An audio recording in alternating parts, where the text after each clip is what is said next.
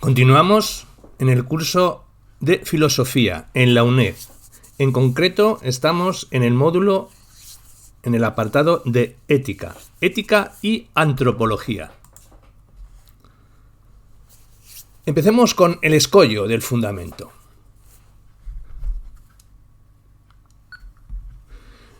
No hay que darle la razón a Kant y considerar que la ética tiene que responder a la pregunta ¿qué debo hacer?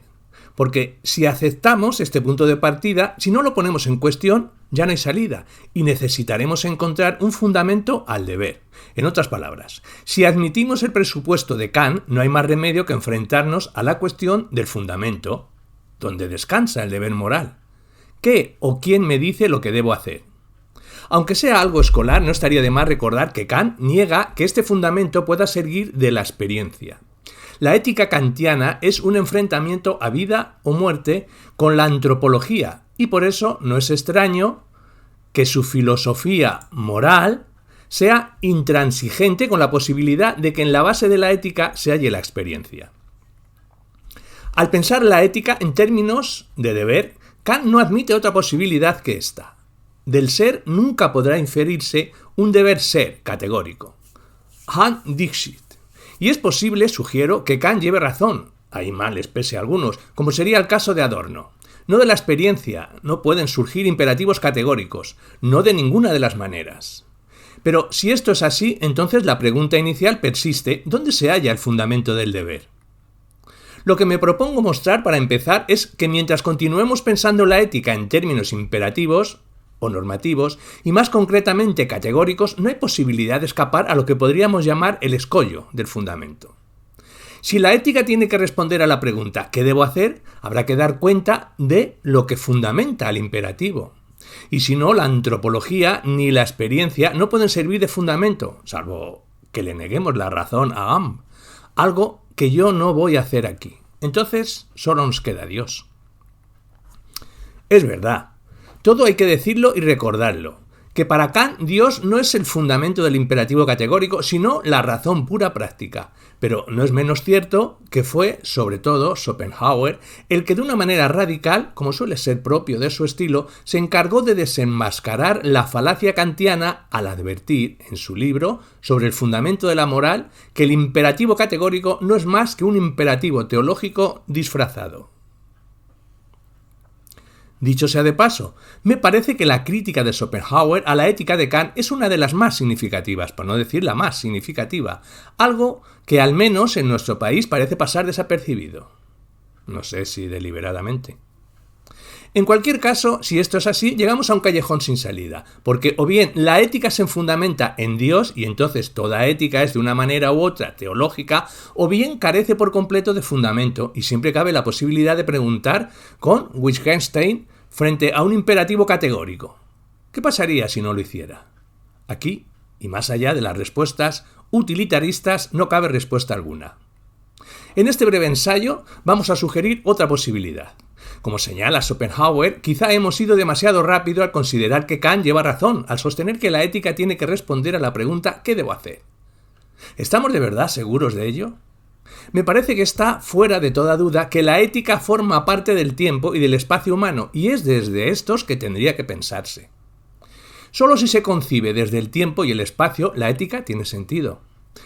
Para proceder en esta línea será necesario descubrir si existen aspectos estructurales que siempre deberán concentrarse históricamente en lo humano y reflexionar en qué medida estos pueden configurar la base antropológica de lo ético.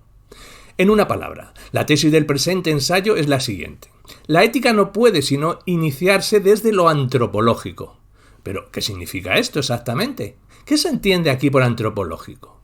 Si algo sabemos ahora, desde el principio, es que no tiene nada que ver ya con el viejo humanismo, con el personalismo, con la dignidad, con los derechos humanos, etc. ¿No? Nada de eso. Lo antropológico remite, para decirlo con el viejo Nietzsche, a la tierra. Lo antropológico se vuelve a sus derechos a la tierra frente a la ilusión de los trasmundos. Y ese devolver los derechos a la tierra significa otorgar la primacía a las situaciones, a los contextos, a las preposiciones, a los adverbios, a las relaciones, a los condicionales, así como también a los lazos, a las herencias, a los deseos, a las interpretaciones y, como no, a los relatos, a las representaciones, a las máscaras, a las transformaciones. Puede verse ahora que lo antropológico es la negación de un punto arquimédico, o dicho de otra forma, es la afirmación de la finitud. Hay ya muchos años empecé a utilizar esta palabra que no debe entenderse como un concepto, sino todo lo contrario, como un inconcepto, porque es indefinible, para describir el modo de habitar espacio-temporalmente el mundo que habitamos los humanos. Un habitar siempre situacional y por lo tanto ambiguo, ambivalente, contradictorio. Un habitar que no es nunca del todo ni bueno, ni bello, ni verdadero. Un habitar que no es nunca del todo humano, del todo nuestro, del todo autónomo. Un habitar frágil y vulnerable que depende de los que me rodean y que precisamente por eso siempre está expuesto a lo inhumano, al azar, a la contingencia, a los acontecimientos, al sufrimiento, a la muerte, la mía y las de los demás. Desde esta perspectiva, la finitud configura una suerte de imaginario antropológico desde el que pretendo dibujar lo ético.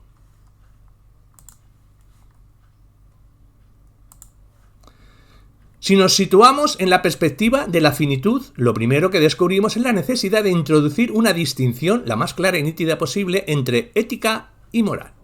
Si así lo hacemos, vemos que es posible reservar la cuestión kantiana del deber a la moral y dejar para la ética otro ámbito. En otras palabras, lo que se sostiene desde una mirada antropológica es que la moral sí debe responder a la pregunta ¿qué debo hacer? Y por lo tanto precisa un fundamento. Pero la ética no, porque no es la pregunta ¿qué debo hacer? La que la ética se formula. Como veremos a lo largo de este breve ensayo, la ética, a diferencia de la metafísica, no nace de una pregunta, sino de una situación antropológica radical en la que se abre una interpelación, una demanda extraña, imprevisible, improgramable, implanificable. La ética surge en una situación en la que una demanda, acontecimiento, rompe toda previsión y todo cálculo. Nace en una situación en la que una apelación de algo o alguien reclama una respuesta urgente, sin paliativos. Una respuesta que no puede estar establecida de antemano. Una respuesta que no se puede hallar en ningún código, en ningún marco legal, jurídico o moral. La ética desfigura y disloca todo marco normativo, lo pone en cuestión, lo quiebra. La demanda de la que surge la ética exige una respuesta singular, en ningún caso universal, una respuesta en la que, parafraseando a Elias Canetti, uno actúa como nunca más podría volver a actuar. En otras palabras, a diferencia de lo que Kant sostiene, uno no actúa éticamente porque pueda querer al mismo tiempo que su máxima se convierta en ley universal, sino todo lo contrario, porque no puede quererlo, porque antropológicamente no puede quererlo. Si seguimos pensando en términos de pregunta-respuesta, no acabaremos de entender el sentido de la ética, porque, insisto, esta irrumpe en el momento en que alguien o algo me apela, cuando alguien o alguien demanda una respuesta, pero no una respuesta a una pregunta, sino a una demanda que es un ruego, no me dejes. Sin duda, es una demanda a menudo silenciosa, sin voz, a la que evidentemente se puede hacer oídos sordos porque, como ya he dicho, a diferencia de lo que ocurre con lo moral, no hay deberes éticos. En otras palabras, la ética no es una respuesta a sino un responder. En la relación ética uno no responde al otro, sino de él o de ella y lo hace sin saber cómo debo hacerlo. La ética no nos dice cómo hay que responder, sino qué hay que responder, qué es necesario responder. Que la respuesta no se puede eludir porque no responder es ya una forma de respuesta. Un buen ejemplo de respuesta ética a una demanda silenciosa la encontramos al final de Saravan, la última película de Ingrid Bergman.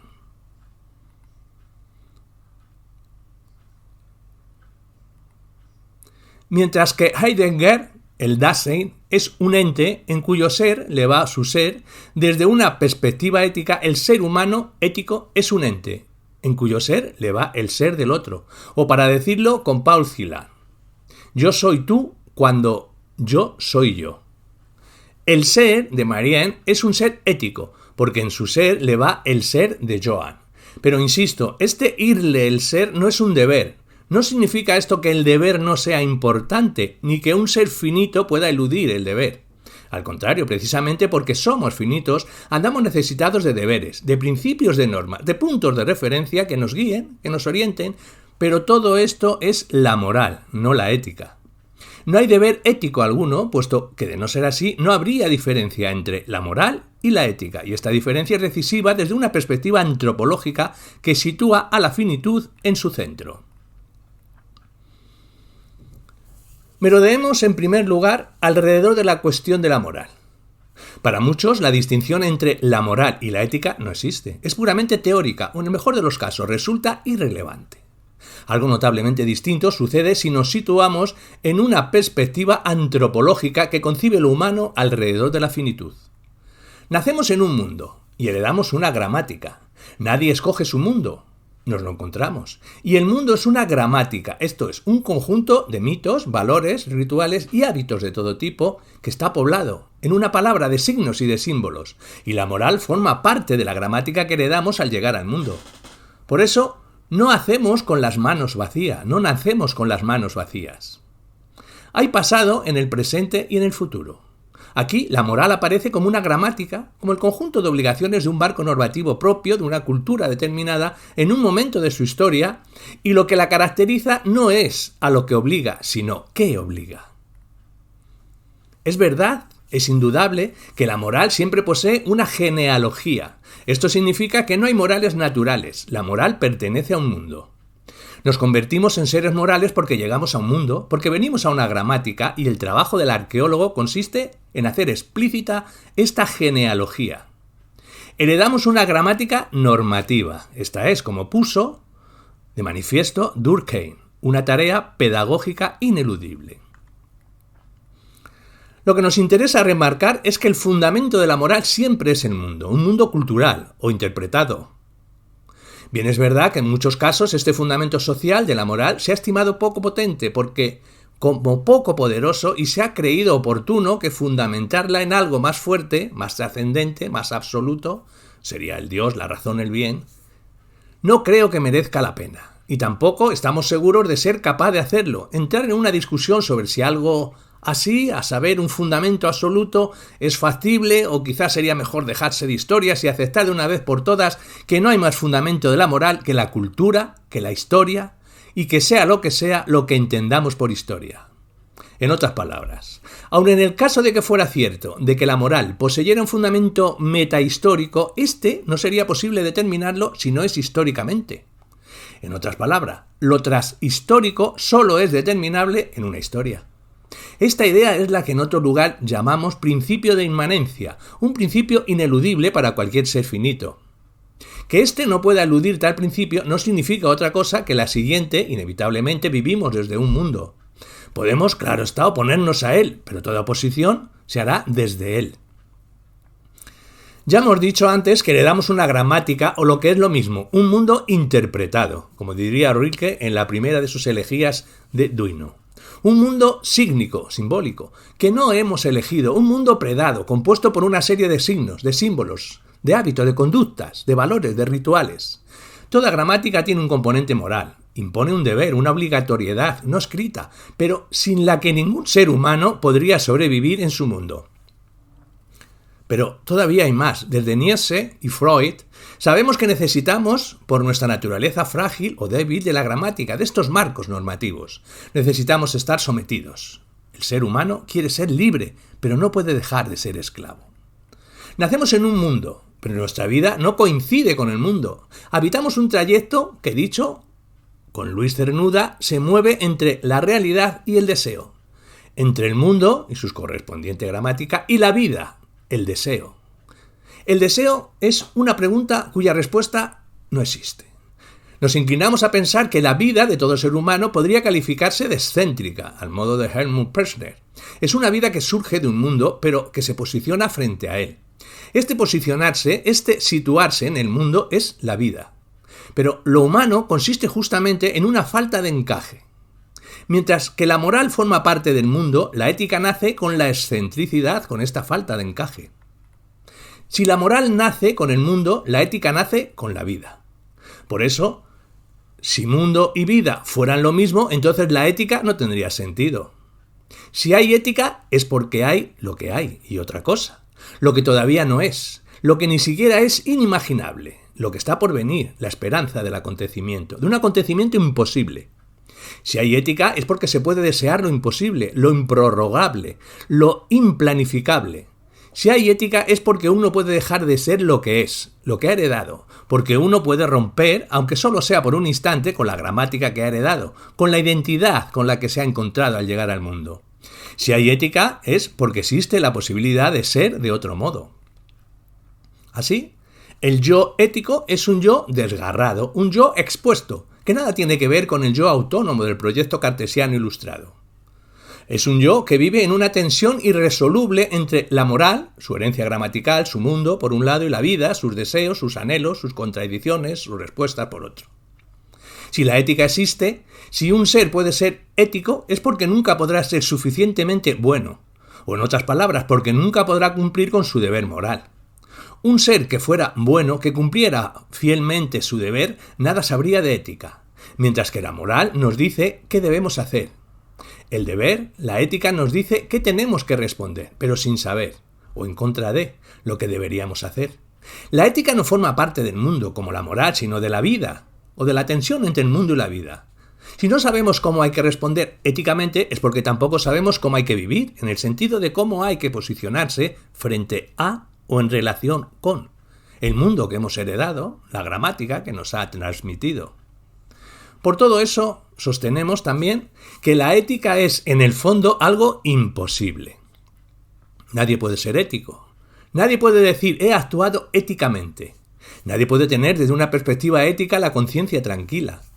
La buena conciencia es un ideal moral, pero no ético. Por eso, una ética desde la finitud no tiene nada que ver con una moral del actúa según tu propia conciencia, ni con una moral de la libertad, al modo de Sartre, sino más bien se asemeja al análisis que Derrida establece en un breve opúsculo que posee, para el tema que nos ocupa, una importancia decisiva. Me refiero a Fuerza de Ley. Sugerimos leer este breve texto sustituyendo la palabra derecho por moral y la palabra justicia por ética. Si así lo hacemos, me parece que podremos obtener algo de luz respecto al tema que nos ocupa. Evidentemente, no pretendemos decir que lo que Derrida entiende por derecho sea equivalente a mi concepto de moral, ni que lo que él describe como justicia a mi ética. Pero nos parece que su análisis resulta estimulantemente para mi propósito. Escribe Derrida que el derecho no es la justicia. El derecho es el elemento del cálculo y es justo que haya derecho. La justicia es incalculable, exige que se calcule con lo incalculable, y las experiencias aporéticas son experiencias tan improbables como necesarias de la justicia, es decir, momentos en que la decisión entre lo justo y lo injusto no está jamás asegurada por una regla. Esta tesis de Derrida ha sido renovada recientemente por Jean-Luc Nancy en una breve conferencia titulada Justo Imposible. La idea de fondo sigue siendo la misma. En ética siempre hay algo pendiente, algo por hacer, algo por dar.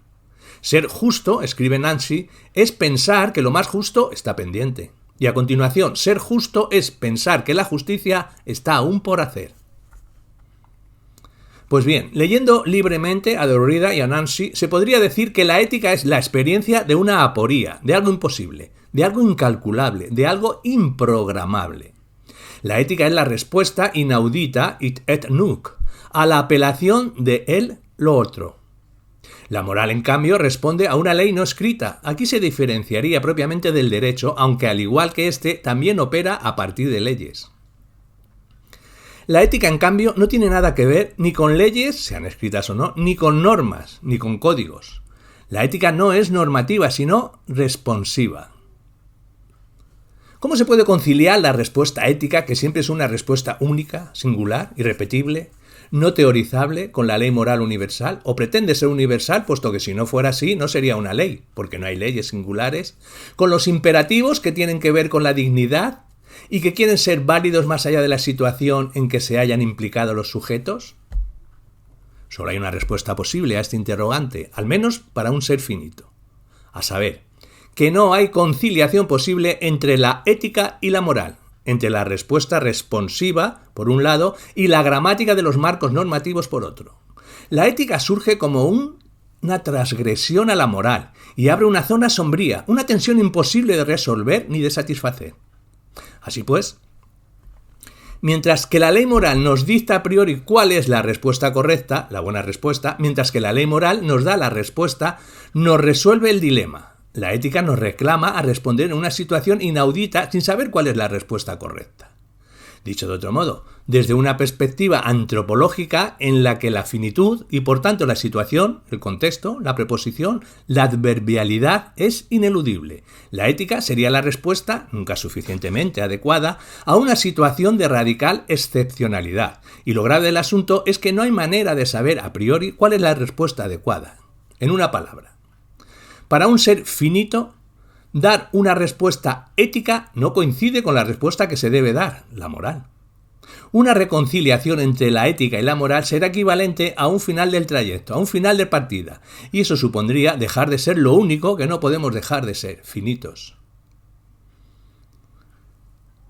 Recapitulamos y decimos que tenemos por un lado la moral, la ley no escrita con pretensión de universalidad, que nos obliga a todos, en la medida en que somos humanos, en la medida en que somos reconocidos como personas, en la medida en que poseemos dignidad. Por otro, la ética, la respuesta aquí y ahora, insustituible, irrepetible, improgramable, implanificable, extraña, la simetría, una respuesta que no espera la recíproca, que no puede convertirse en modelo ni en ejemplo de futuras respuestas. Y además tendríamos que añadir que mientras que la moral, al menos desde la Ilustración de Rousseau y Kant, se configura desde la autonomía, yo me doy a mí mismo, la ley, la ética lo hace desde la heteronomía. Es el otro el que tiene la palabra inicial, como ha puesto de manifiesto Levinas. En la moral, la libertad está antes que la responsabilidad. En la ética, en cambio, la responsabilidad es anterior a la libertad.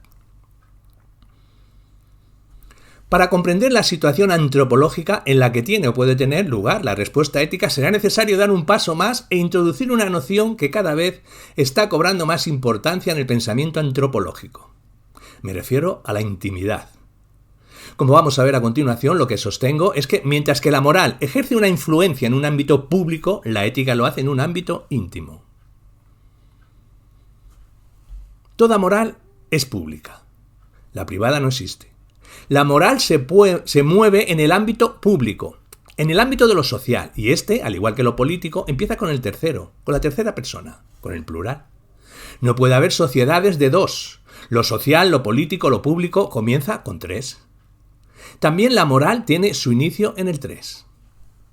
Como ha señalado Judith Butler, lo público condiciona otros ámbitos, incluso a veces los destruye, a veces los determina y evita su aparición. Pero solo si lo público fracasa, si lo político fracasa, si lo público político no lo abarca todo, puede aparecer la ética.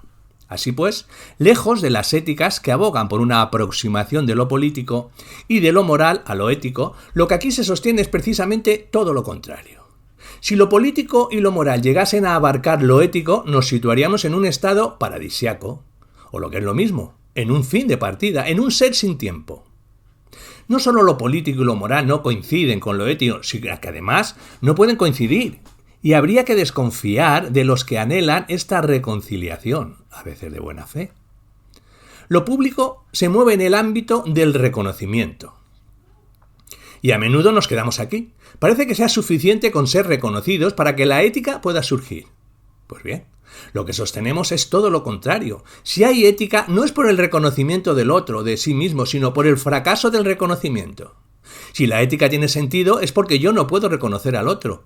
Porque reconocer es situar la singularidad del otro en un orden discursivo, en un marco. Judith Butler diría frame. No se puede reconocer al otro como otro si no es formando parte de un universal, porque todo reconocimiento es, de una manera u otra, categorial, porque es reconocimiento. En el reconocimiento, el otro, como singular, como radicalmente diferente, se me escapa a mis marcos de referencia, a mis órdenes discursivos simbólicos, en una palabra, a mi gramática. Y es por esta razón por lo que se afirma que la respuesta ética no puede coincidir nunca con el cumplimiento del deber moral, porque la ética se refiere al otro, como radicalmente otro. Un otro que no puedo comprender ni asimilar, que no puedo conocer ni reconocer, porque si lo reconociera ya entraría dentro de mi propia gramática y anularía su singularidad. Para una filosofía antropológica que sitúa a la finitud en su centro, no somos éticos porque cumplamos nuestro deber, sino todo lo contrario, porque los transgredimos. Lo político, pertenezca a a lo moral o lo jurídico, nunca puede mantenerse tranquilo, siempre está cuestionado por lo ético. Hemos dicho que mientras lo político y lo moral empiezan con el tercero, lo ético comienza con los dos, con la dualidad, con el dual. Nuestra lengua perdió esta forma verbal. Para nosotros existe la primera persona del singular, yo, la segunda, tú, y la tercera, él, ella. Luego pasamos al plural, nosotros, vosotros, ellos. Observamos que en nuestro lenguaje 1 es singular y 2, al igual que 3, 4, 10.000 en plural. Habría que recordar que algunas lenguas tenían una forma dual que han perdido, como por ejemplo el griego o el alemán. En nuestra gramática 2 es plural, pero me parece que la distinción entre dual y plural es esencial para comprender la diferencia entre lo ético y lo moral. Uno de los filósofos que más y mejor han llevado a cabo una especie de fenomenología dual, una poética de lo íntimo, ha sido Peter Sloterdijk. En su monumental trilogía Esferas, especialmente en el primer volumen titulado Burbujas, el filósofo alemán realiza un extraordinario análisis fenomenológico de esta cuestión. El objetivo de su obra es, en sus propias palabras, probar que el ser en esferas constituye la relación fundamental para el ser humano. Una relación, ciertamente, contra la que atenta desde el principio la negación del mundo interior y que ha de afirmarse, reconstituirse y crecerse continuamente frente a las provocaciones del fuera. En este sentido, las esferas son también conformaciones morfo-inmunológicas. Solo en estructuras de inmunidad generadoras de espacio interior pueden ser los seres humanos proseguir sus procesos generacionales e impulsar sus individualizaciones. Nunca han vivido los seres humanos en la inmediatez de la llamada naturaleza ni sus culturas, sobre todo, han pisado jamás el suelo de lo que se llama los hechos mismos.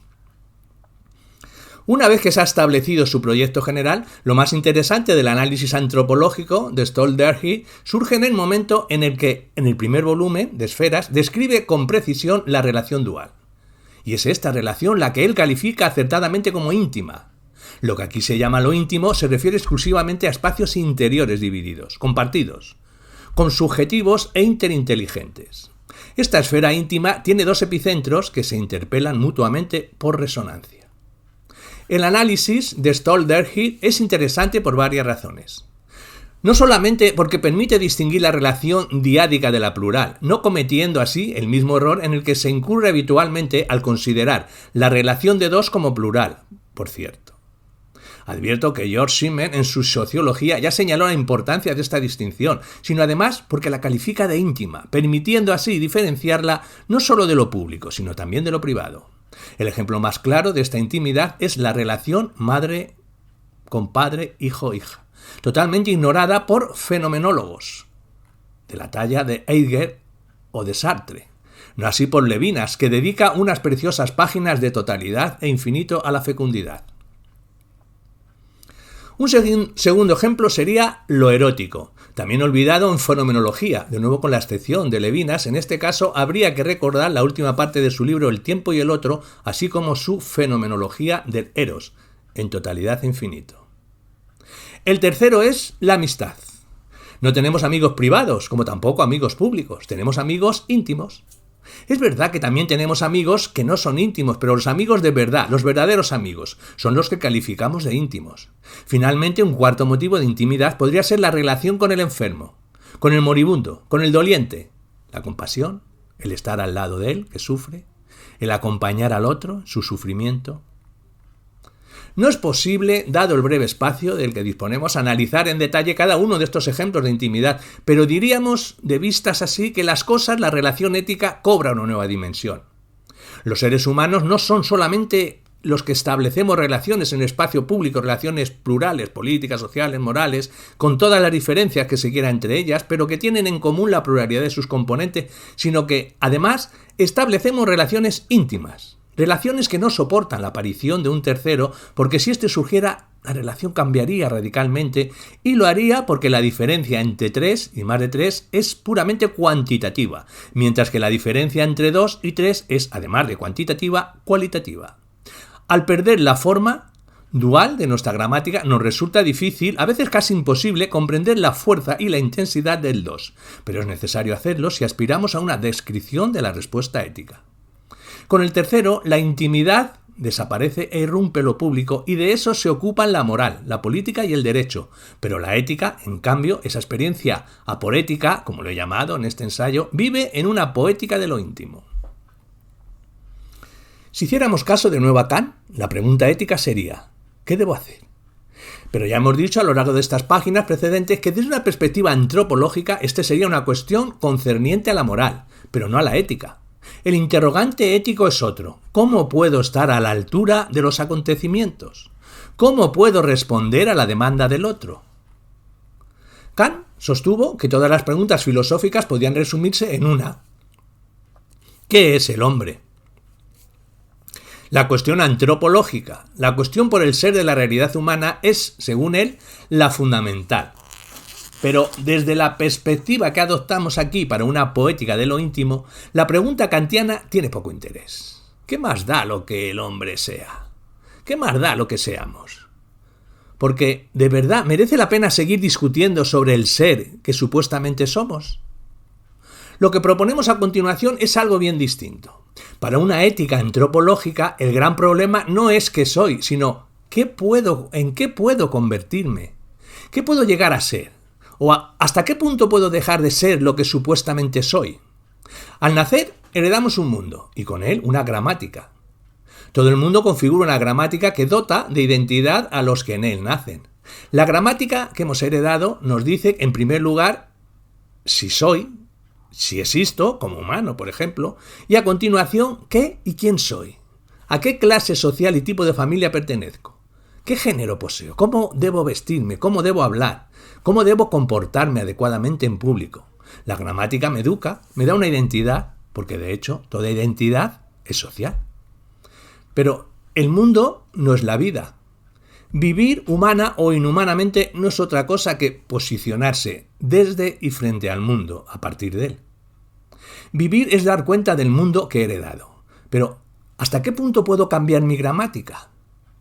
¿Es posible dejar de ser lo que soy? Para mí, pues ya no se trata tanto de saber cómo se llega a ser lo que es, sino más bien de cómo se deja de ser lo que es. Por eso es lo inquietante, lo realmente siniestro en la condición humana no es lo que somos, sino lo que podemos ser. Más allá de las discusiones sobre la bondad o maldad de los seres humanos, o el eterno debate entre Hobbes y Rousseau, o entre Freud y Marx, la cuestión verdaderamente preocupante es ¿qué podemos ser? Lo que planteamos es que a menudo la gramática que hemos heredado funciona a modo de bloqueo, neutralizando determinadas posibilidades de ser, de intimidad, en el caso que nos ocupa. Y en esta neutralización es, además, sumamente sutil, porque no se sitúa en el exterior de cada uno de nosotros, sino en el interior. Está claro que lo que pretendo argumentar no es nada novedoso, por cuando ya quedó establecido por Nietzsche en la genealogía de la moral y por Freud, en el yo y el ello. El primero en su extraordinario análisis de la formación de la mala conciencia moral y su derivación en el sentimiento de culpa, de Schuld. El segundo en la configuración de la nueva tópica y en concreto del superego. No disponemos aquí de espacio para desarrollar este tema, al que podemos esperar dedicarle un libro que llevará con título Lógica de la crueldad. Ahora simplemente queremos mostrar que si bien la ética rompe la gramática de los marcos normativos, una gramática que nos dice qué o quién soy, que nos manda a llegar a ser lo que somos, que nos hace deudores y por lo mismo culpables. Nietzsche se ocupa en la genealogía de la moral de mostrar el doble sentido de la palabra alemana Schuld. Y no es menos cierto que la moral, la gramática de los marcos normativos, procura neutralizar determinadas respuestas éticas, creando en este caso la figura opuesta, aunque complementaria, a la que se refiere Nietzsche, la buena conciencia. De otro modo, lo preocupante ya no es solo la mala conciencia, el sentimiento de culpa provocado por el superego, sino su lado contrario, su cara opuesta y cruel. La buena conciencia, la conciencia tranquila. En una palabra, la moral opera a modo de bálsamo para conjurar la respuesta compasiva. Así, desde esta perspectiva que proponemos, se pueden comprender mejor los análisis de los que ahora no podemos ocuparnos con el detalle que se merecen, como los que la filosofía italiana de Adriana Cavarero realiza en su libro Horrorismo, nombrando la violencia contemporánea, o como los que Judith Butler ha llegado a cabo en alguno de sus libros más importantes, especialmente en Deshacer el género y vida precaria. ¿Qué vidas pueden ser lloradas? Porque hay pérdidas que no pueden ser concebidas como pérdidas. Las cuestiones que Cavarero y Butler ponen de manifiesto en sus obras nos obligan a replantear los términos de una ética más allá de la noción de dignidad, en concreto, más allá de la segunda formulación del imperativo categórico de Kant. No tenemos la menor duda de que este fracaso en Auschwitz definitivamente. La cuestión ahora no es qué tipo de relación establecemos con los que poseen dignidad, sino todo lo contrario, con los que no la poseen. Ese es el horror posmoderno. Ya no mueren seres humanos en Auschwitz, sino piezas, Stück. Una moral como la que se deriva del proyecto kantiano e inmunizadora y a su vez nada tiene que ofrecer al reto actual de la ética. Una ética que tendría que ser, como pide Giorgio Agamben, more Auschwitz demonstrata. Vamos a terminar apuntando una última cuestión, a saber que la ética no puede ser una teoría. Wittgenstein fue aquí claro y conciso. No hay teorías éticas, pero a diferencia de lo que supuestamente se cree, la ética tampoco es una práctica. Ni la mirada una teoría, ni la acción una práctica puede expresar lo que la ética expresa. La ética tiene que ver con la escucha, la pasión. Uno de los filósofos contemporáneos que le ha dedicado un libro sugerente a esta cuestión ha sido Jean-Luc Nancy. Señala Nancy que la filosofía, y más concretamente podría hablarse de la filosofía moral, se ha centrado en el concepto, en la teoría, en una palabra, en la mirada. En el ámbito de la fenomenología francesa, el caso emblemático sería el de Jean-Paul Sartre.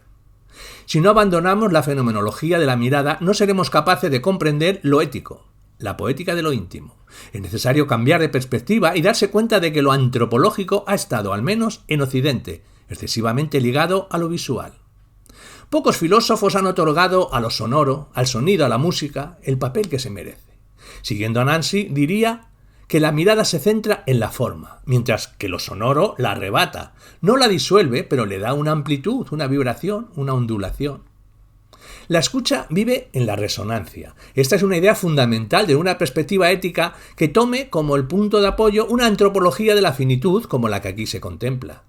No es el concepto, la definición, la forma, lo que permite comprender lo ético, sino la escucha, la resonancia, la vibración, el tono, el timbre.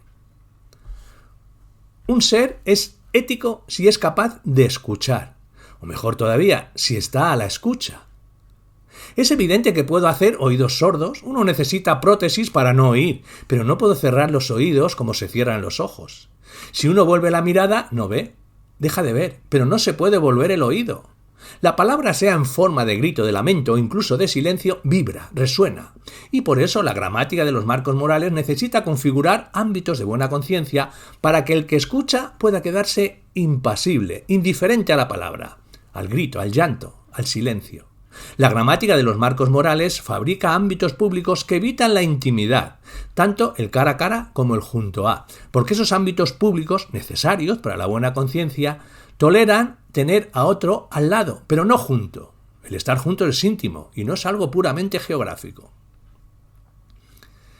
Quizá hemos estado demasiado pendientes del significado. ¿Qué significa la palabra ética? ¿Qué quiere decir? Nancy sugiere otra posibilidad. Habría tal vez que prestar atención no tanto a lo que es una palabra que significa, sino lo que sugiere, a su resonancia. Esto es lo que se expresa el ser a la escucha, escuchar, escribe Jean-Luc Nancy. Es estar tendido hacia un sentido posible y en consecuencia no inmediatamente accesible. Y más adelante, estar a la escucha es siempre estar a orillas del sentido o en un sentido de borde y extremidad, y como si el sonido no fuese justamente otra cosa que ese borde, esa franja o ese margen. Si pretendemos configurar una teoría ética, no podremos escapar del poder de la mirada y por lo mismo de la presencia, del concepto, de la definición, del logos, un logos público, plural, social, un logos incluso universal. Tradicionalmente, la ética, como la filosofía en general, ha privilegiado el sentido de la vista, por eso ha sido incapaz de comprender lo ético, al menos desde la perspectiva de una poética de lo íntimo. No pretendemos con esto ignorar que el ser humano es multisensorial, es evidente que lo es, pero no habría que olvidar nuestra herencia griega, gramatical, la teoría. Como decíamos antes, ni la teoría, ni la práctica, ni la mirada, ni tampoco la acción pueden dar cuenta de lo ético. Para nosotros es evidente que la ética no es reducible al concepto, a la definición, pero tampoco a la praxis o a la poesis, en el sentido aristotélico o en esta misma línea hermenéutico. Una relación no es ética porque se haga, sino porque acontece. La ética no es algo que hacemos o que nos hace, la ética nos deshace. Es necesario recordar que el ser humano es un ser que está a la escucha. Y narrar una ética de acuerdo con esta disposición antropológica fundamental. Así es como tendría que interpretarse la noción de rostro, Bishak, de Levinas, que no puede confundirse con una representación plástica, con una cara. El rostro no puede verse. El rostro es, en Levinas, una voz, un imperativo. Por eso, la objeción que puede hacerse aquí es que la ética de Levinas tampoco pudo liberarse de la categoricidad. Jean-Luc Nancy ha vuelto sobre ello, aunque de modo notablemente distinto. Me parece, en cualquier caso, que todavía queda mucho camino por recorrer.